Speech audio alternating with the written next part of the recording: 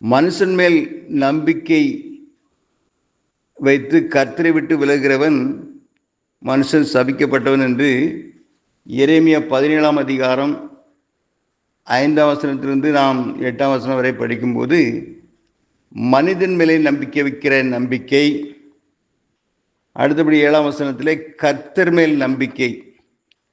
கர்த்தர் மேல் நம்பிக்கையாக கொண்டிருக்கிற மனுஷன் பாக்கியவான். மனுஷன் மேல் நம்பிக்கையாக கொண்டிருக்கிறவன் அவன் சபிக்கப்பட்டவன் என்பதாக நாம் அந்த பகுதியிலே படிக்கிறோம். அருமையானவர்களே, நம்பிக்கை, நாம் யாரை நம்புகிறோம்? நாம் மனிதர்களை நம்புகிறோமா அல்லது கர்த்தருடைய வார்த்தையை நம்புகிறோமா, கர்த்தரை நம்புகிறோமா?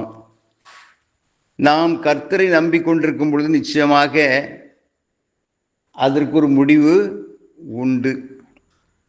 அந்த நம்பிக்கை வீண் போகாது என்று வாக்குத்தத்தம் சொல்லப்பட்டிருக்கிறது.